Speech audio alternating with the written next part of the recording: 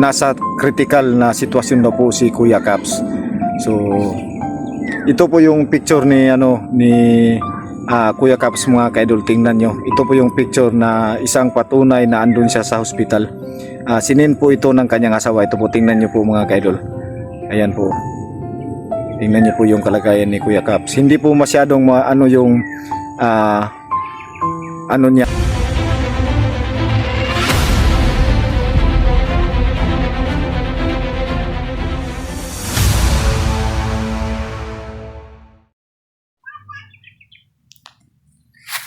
Hello mga kaidol, no? Welcome back po ulit sa ating channel, Birdstrike TV. Isang mapagpalang araw po sa inyong lahat mga kaidol. So sa mga hindi pa po nakapag-subscribe sa aking channel, please subscribe po sa aking channel na Birdstrike TV. Tsaka pag-i-click na rin po ng notification bell para updated kayo sa lahat ng video na posibleng may upload ko dito sa aking channel. So sa mga sulit pa subscriber ko, new subscriber, maraming salamat po sa inyong walang sawang suporta. Lubos po akong nagpapasalamat po sa inyo. So ayan mga kaidol, no? Shout out muna tayo mga kaidol. So may kunting lang po ako sa inyo, kunting kailangan para sa isang kaibigan mga kaidol na nangangailangan ng tulong.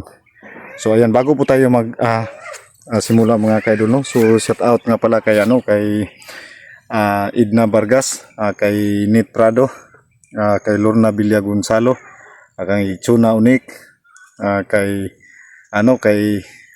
Piolo Muñez, shout out, no? Shout out kay Idol Lidros, kay Idol Dina Laganhon, shout out po, maraming salamat po ma'am. Shout out po kay Saidam Jacob, kay Lin Samas, kay Lin Hugo, shout out kay Erlinda Balatukan, Jing Rosales, no? Kay Sir Lando Barito, kay Tatay Vlog, kay Anisis Family, kay Garcia Family, sa lahat po ng sumusubaybay sa aking channel, no? Shout out po sa inyong lahat, no? So ayan mga kaidol, no? Hindi po tayo nakapag sa ating pag-exploration kasi naging busy po tayo sa trabaho at hindi pa rin po kami nagkakausap ni Ephraim sa kapatid ko. So kailangan naming mapagplanuhan naming mabuti yun at saka kailangan rin namin ng saktong baon para papunta dun sa kanyang sinasabi. So ayan mga kaidol, no?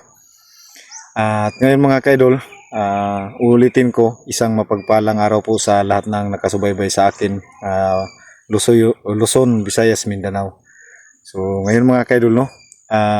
Kung natatandaan nyo pa yung isang kasamahan namin na si Caps TV po mga kaidol, no? Caps TV po ang kanyang channel na huminto sa kanyang pagbablog kasi nakahanap ng trabaho.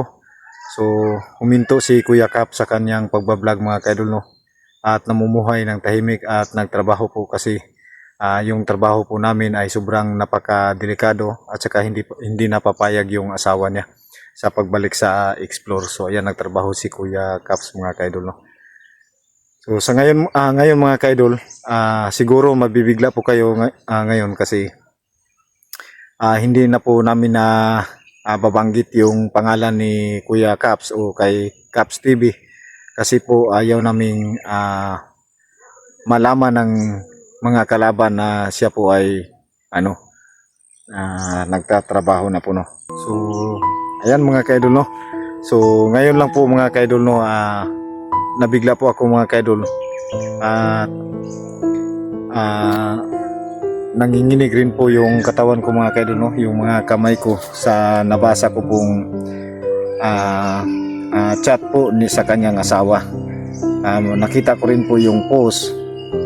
So ayan, isang parang hindi ako makapaniwala mga kaidol na bigla na lang po yung niya. So ayan, si Caps TV po mga kaidol ay po siya isa po siyang Yung trabaho po niya isang kolektor. So ayan, dito natin sasabihin. So isang kolektor po si Caps TV po mga kaidol. So hindi na palaging nababanggit yung pangalan niya kasi tumigil na po siya sa pagbablog. So kasi ang hirap po talaga ng pagbablog mga kaidol, no, kasi kagaya ng sinabi ko sa inyo, pag hindi ka makakuha ng $100 sa loob ng isang buwan, ay hindi ka po makakasahod ng 5K pataas. So ayan, hindi pwedeng kagaya namin na may mga anak na hindi maghanap ng ibang trabaho kasi mababa yung mga views namin, at saka hindi pa po yun na si Kuya Caps na monetize, kaya naghanap siya ng trabaho at nakapagtrabaho naman. So ayan mga kaidol, yung isang kasamahan po namin na si Caps TV ay nadisgrasya po sa sa kanyang minamaniho na motorsiklo. So yun po ang sinabi ng kanyang asawa. Yun po ang sinabi ng kanyang asawa mga kaidol. So ngayon mga kaidol, kung ano mang oras po niyo ito makita yung video na to, at hindi ko pa po siya napuntahan kasi po tayo sa kahit pang gasolina lang po papunta doon ay kapos po tayo. So gusto kong puntahan si Caps TV mga kaidol kasi kasamahan namin yon. So iwan ko lang sa ibang kasamahan namin kung may balak bang pumunta doon.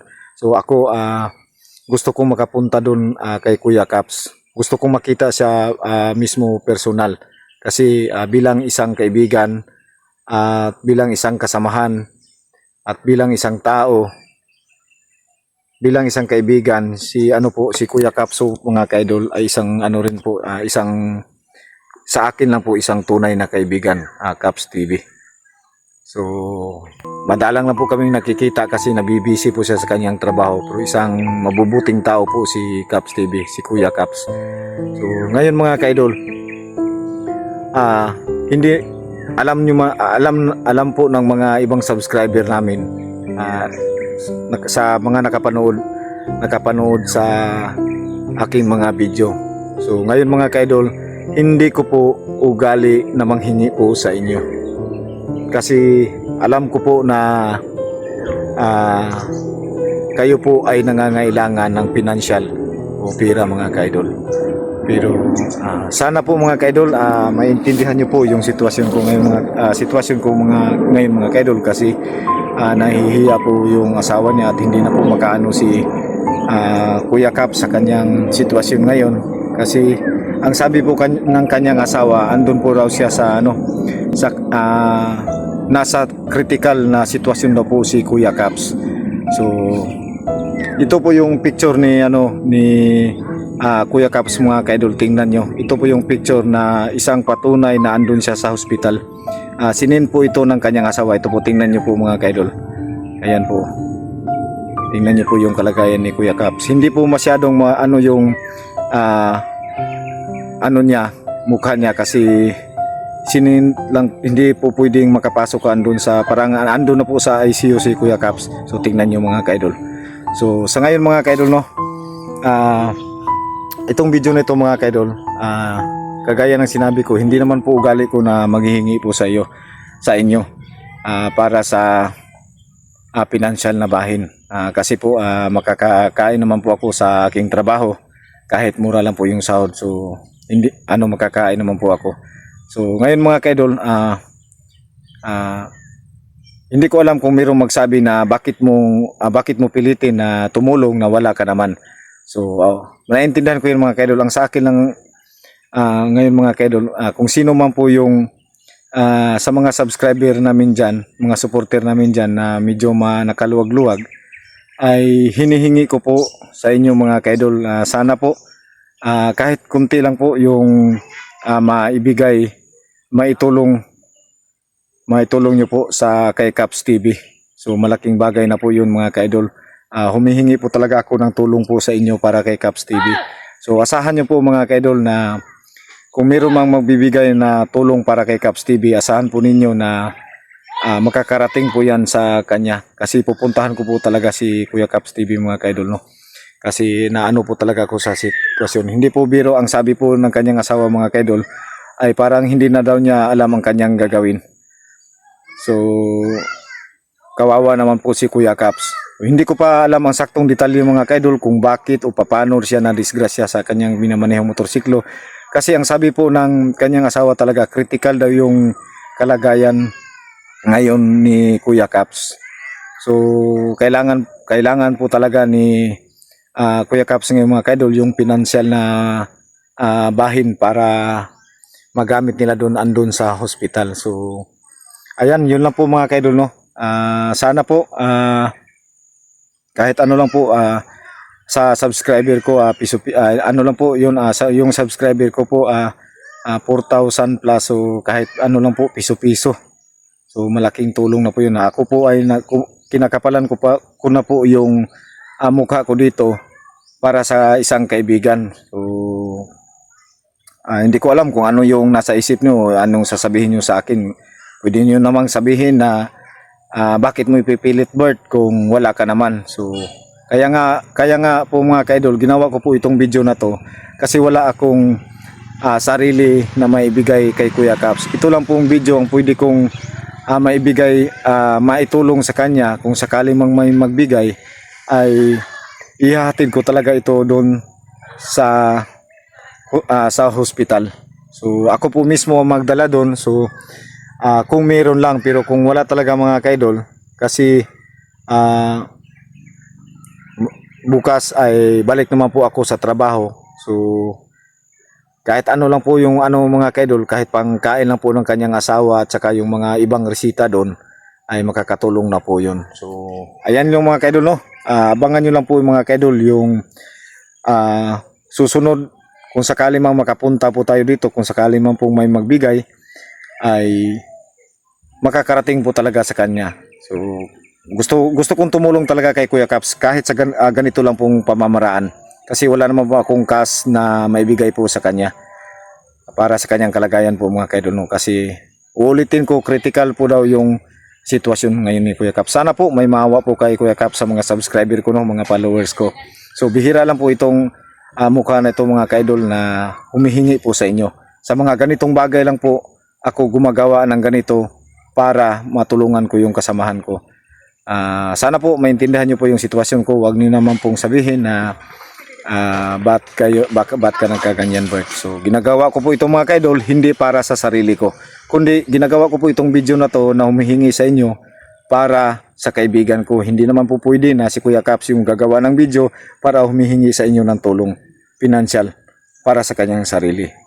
So ako po mismo ang gumagawa dito mga kaidol.